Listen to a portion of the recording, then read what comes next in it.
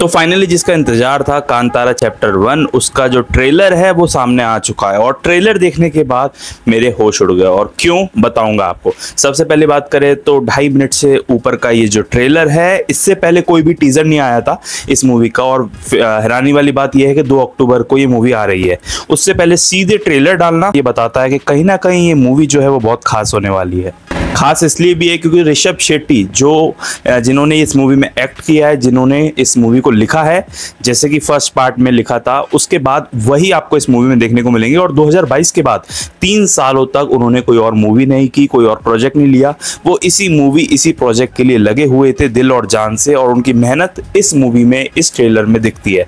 देखो, उसका बजट बहुत बढ़ गया है। कांतारा जो शुरू में मूवी आई थी, जिसके बारे में हमने ये भी सुना था कि कई सारे एक्टर्स ने वो मूवी करने से मना कर दिया था, और ऋषभ शेट्टी ने खुद ही वो मूवी की, खुद ही मेहनत की, और उसका बजट भी कम था। लेकिन जब वो रिलीज हुई तो पर्दे पर आग लग गई, और लोगों को इतना ज्यादा अट्रैक्ट किया उस मूवी ने, जिसके बाद अब इसका सेकंड पार्ट आ रहा है। वैसे ऑफिशियली सेकंड पार्ट कह सकते हैं, लेकिन ये प्रीक्वल है।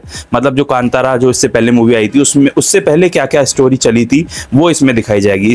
इसीलिए इसका नाम कांतारा लेजेंड चैप्टर 1 रखा गया है। लेकिन अब उसके बाद बात करें तो इसमें जो इसका पूरा ट्रेलर है वो बताता हूँ मैं आपको, मेरे को हैरान क्यों कर दिया उसने। देखो, इसमें एक्शन सीन्स मतलब उससे 10 गुना ज्यादा है, जो फर्स्ट पार्ट वाले में थे उससे 10 गुना ज्यादा है।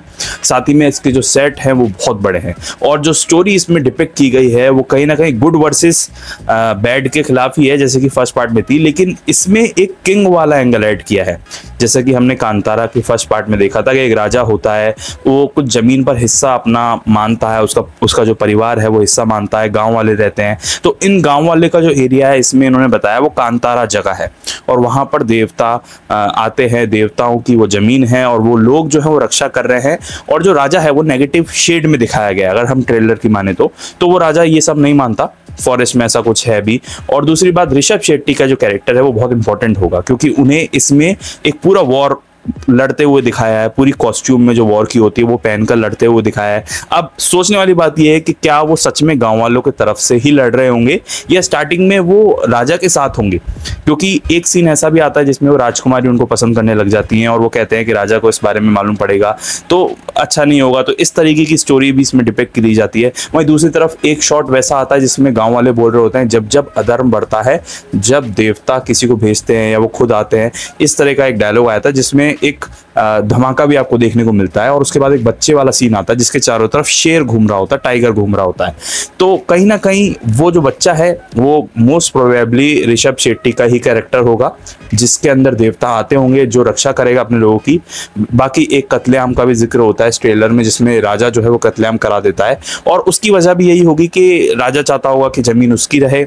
वहीं गांव वाले जो होंगे वो देवता की जमीन मानते होंगे, वहीं देवताओं को पूछते होंगे, और राजा यकीन नहीं करता होगा। तो डायरेक्ट क्लैश जो हमने कांतारा में देखा था कि जो राजा थे वो अपनी जमीन पाना चाहते थे, तो इस तरीके से जो डायरेक्ट क्लैश है वो उसमें देखने को मिलेगा। राजा का एक किला भी दिखाया गया है, किले पे हमला भी दिखाया गया है, और उसमें जो एक्शन सीन्स है वो बहुत कमाल के हैं।